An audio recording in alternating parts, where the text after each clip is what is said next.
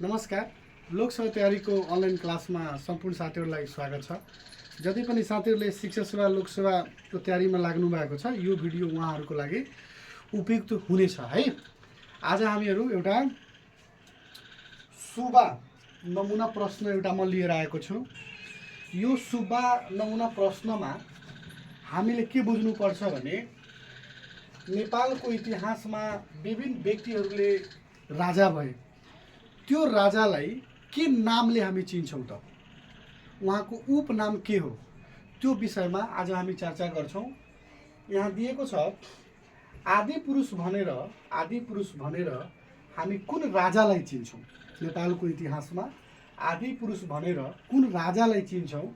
अब यहाँ दिएको छ नरेन्द्रदेव, अंशुम वर्मा, मानदेव र सुसुप।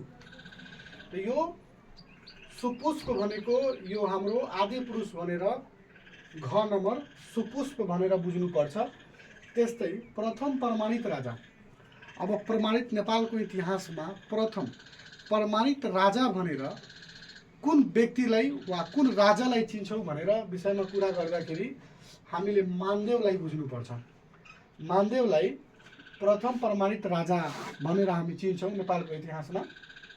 अर्को शब्द विधा ग्रन्थकार। अब यो शब्द विधा ग्रन्थकार भनेर कुन राजालाई चिन्छौँ। शब्द विधा ग्रन्थकारलाई हेर्दाखेरि हामीले के बुझ्नुपर्छ भने यो अंशुम वर्मालाई चिन्छौँ। र अर्को यहाँ दिएछ भद्रा दिवस भनेर पनि कुन राजालाई चिन्छौँ भने नरेन्द्रदेव। भनाइको तात्पर्य के हो भने एक को घ। अब एक को घ कहाँ छ, यहाँ अप्सनमा दिएछ, अप्सनमा हामीले विचार गर्नुपर्छ।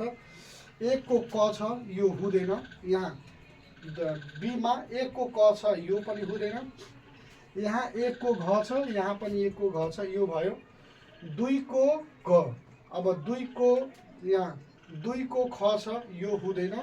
दुई को यहाँ ग दिएको छ, यसको मतलब यो हाम्रो एन्सर सी हुन्छ भनेर हामी बुझ्नु पर्छ है।